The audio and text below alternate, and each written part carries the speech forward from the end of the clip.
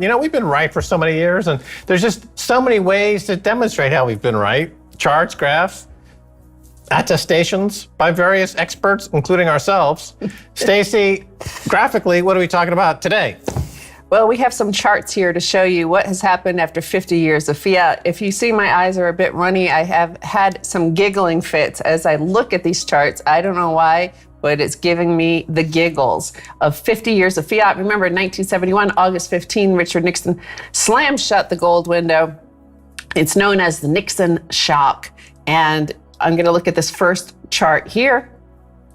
50 years later, it was the shortest recession ever. So that little recession we had from February 2020 to April 2020 was just 2 months. It's the shortest recession in history. And I thought, you know what? With the accelerated parabolic printing of fiat money that we've seen, especially since 2008, but every single little dip in the markets. Remember, back then it used to cause a pretty substantial crash on the markets for any sort of intervention. When Max worked in Wall Street in 1987, it took a 20% crash, over 20% crash in one day. Well, now it takes like less than 2% crash and they start intervening. So I think in the future, you know, everyone will suffer 15 minutes of recession. So what happens when the length of the recession goes to zero? What's another word for that? Pop quiz. Recession is zero time in length. What do you call that? What is that word? It's called communism, right? Only in communism or state-run countries, they have no recession, but they also have no way for anybody to have a life other than being a slave.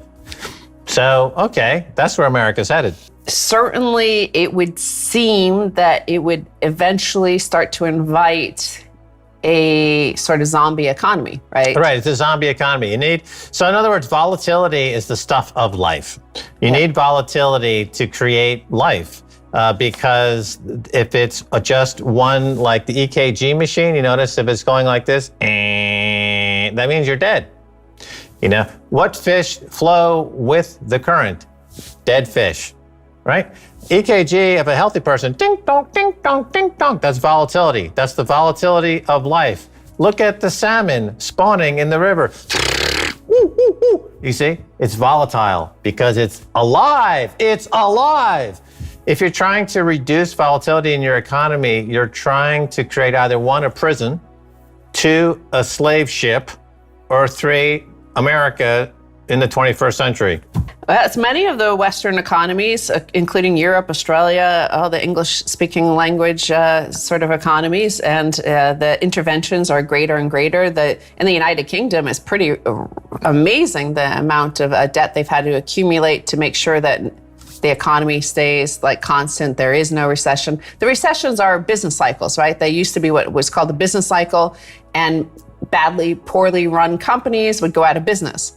And unemployment might rise, yes, but that would force people to move to where jobs were, and it would reallocate capital and labor in the economy. We don't have that anymore, and they hope to eradicate recessions for good. And you can see that in this next tweet here from Charlie Bilello. 1, stocks, all-time highs. 2, home prices, all-time highs. 3, incomes, all-time highs. 4, job openings, all-time highs. 5, U.S. core inflation, highest since 1991. 6, Fed, we need 0% rates through at least 2023, and trillions more in bond buying to boost asset prices and increase inflation. So let's be clear about that. So these markets and asset prices are at all-time highs in fiat money terms.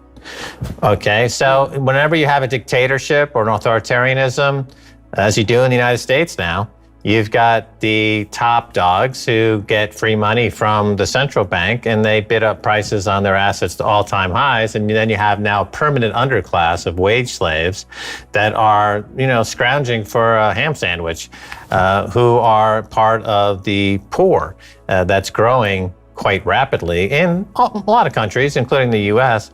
So that has to be taken in context, in fiat money terms.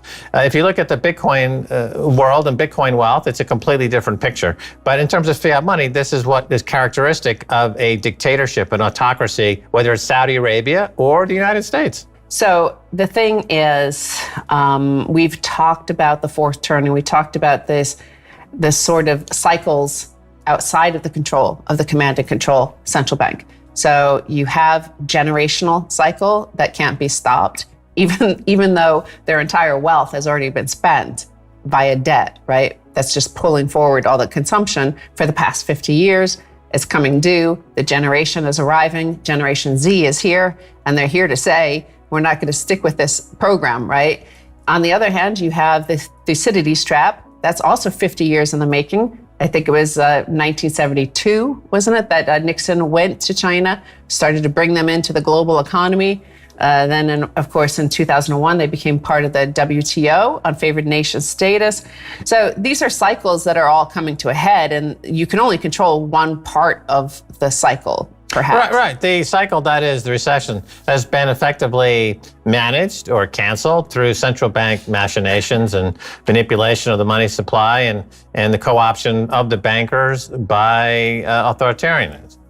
But the bigger cycles that you're talking about there, in terms of the fourth turning, as it's called, or the Thucydides trap, which is a multi-decade kind of cycle. These cycles, like the cycles of the planets, cannot be changed using fiat, by dictate, by pronouncing the sun will rise in the west. That's not going to work. So at some point, like putting a beach ball underwater, a little kid, he's pushing the beach ball underwater. At some point, they can't do it anymore, and it pops up to the surface. So no matter how much the central banks try to pretend that there's no inflation as a result of the money printing, and no matter how many imbecilic, senile idiocies the President Joe Biden utters by trying to push that beach ball of inflation underwater, at some point his feeble lettuce hands give out, and the inflation's like, you know what? It's actually out of control.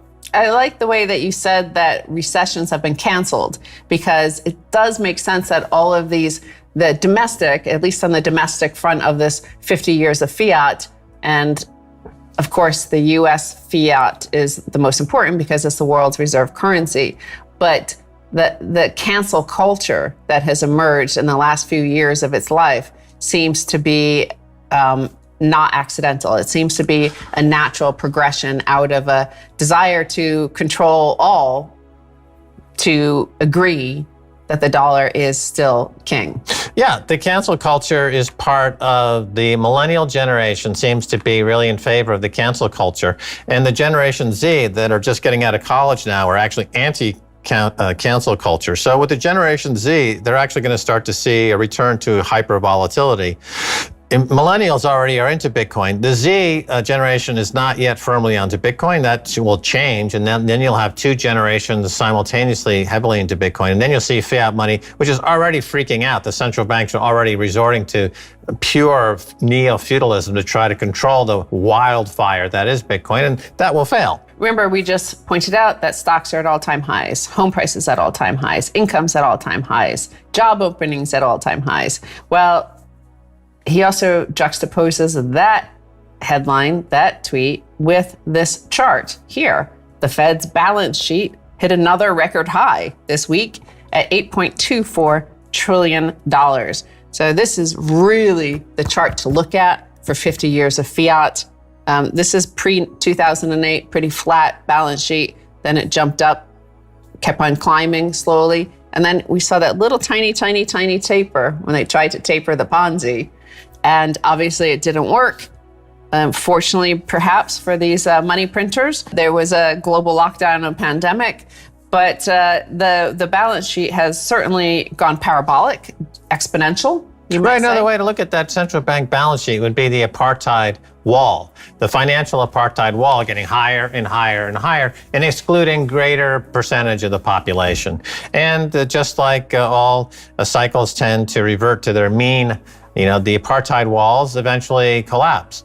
And so again, what on the other side of that would be a bond collapse, a rise in interest rates, the Gen Z inheriting total chaos that they have to reconfigure reality from, and a disenfranchisement of the baby boomers, who by that time are already falling off the demographics chart entirely. Something like 20,000 a day are dying. So, they're trying to hold on to that last glimmer of the post-World War II American century, buy it, shop till you drop mentality. But we're in the final throes. Again, you can't taper a Ponzi, and the problem with it is encapsulated in this final headline, because all those plans of actually being able to extract all that equity from those record high house prices and record high stock prices is you need new suckers to come in, right? Well, after slashing 33% of the workers in 6 years, railroads complain about labor shortages amid uproar over slow shipments. So there are a few hiccups in the U.S. economy right now. James Foote, the chief executive of CSX, one of the largest railroads in the U.S., put it this way during the earnings call recently: "I've never seen any kind of thing like this in the transportation environment in my entire career, where everything seems to be going sideways at the same time." They're saying that they did not anticipate that nobody would want to actually work, and that, in fact, a lot of their workers would actually decide to just leave because they were having more money on enhanced unemployment benefits. But we do seem again, one of the cycles, like the solar system of the planet revolving around its star, is that the inevitability that the central banks can't control this. They could put all this money in there, but at a certain point, if you have to keep on putting too much money, and you're now having to put money in the hands of the consumers, you're going to reach a situation where nobody wants to work to support it.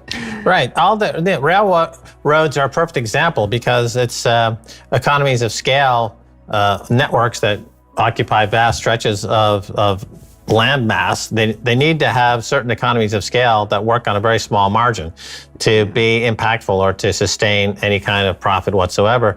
And if the workers decide to go on strike, then that entire network fails, which has incredible ripple effects due to the transportation of energy and food. And Yes. So these workers are figuring out that, A, they do get federal transfer payments from the government that are in excess of whatever wages they would get from the railway.